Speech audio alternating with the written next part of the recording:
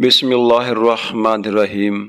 मुअज़्ज़ज़ सामईन किराम, अस्सलामु अलैकुम वरहमतुल्लाहि वबरकातुहू। अज़ीज़ दोस्तों, आप JB वॉइस के प्लेटफॉर्म पे तशरीफ़ लाए हैं, जिसके लिए हम आपका तहे दिल से शुक्रिया अदा करते हैं।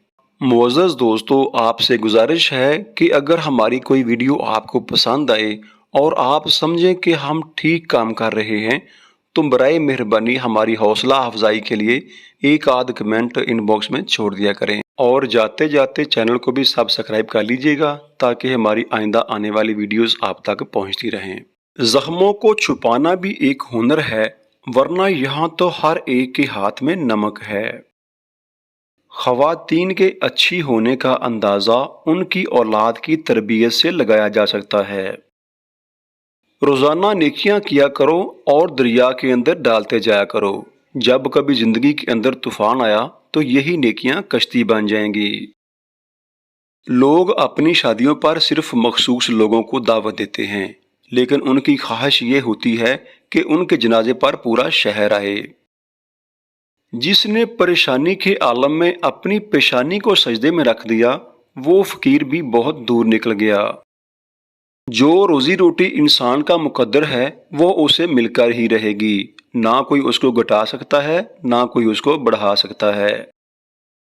दूसरों के गुनाहों को गिनते रहने से इंसान पारसा नहीं बन सकता, लिहाजा बेहतर है कि अपने अमाल पर तवज्जो दी जाए। मुआशरे के अंदर एक बहुत बड़ी तादाद ऐसे लोगों की भी मौजूद है जिनको सब समझ आता है, मगर किसी के एहसास की समझ नहीं आती है।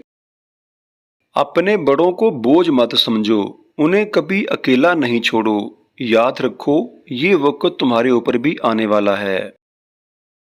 तुम्हारा अल्लाह पाक की रज़ा में राजी रहना रब्बे करीम का तुम पर राजी होने का इशारा है। दो कामों पर कारबंद हो जाओ।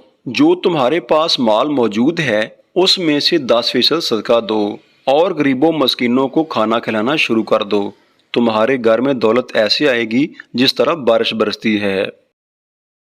अजीज दोस्तों, उम्मीद करते हैं आपको हमारी आज की वीडियो यकीनन पसंद आई होगी। दुआओं में याद रखिएगा। मिलते हैं एक और वीडियो में, तब तक के लिए अपना और अपने प्यारों का बहुत सारा ख्याल रखिएगा। अस्सलामु अलैकुम वरहमतुल्लाहि वबरकातुहू।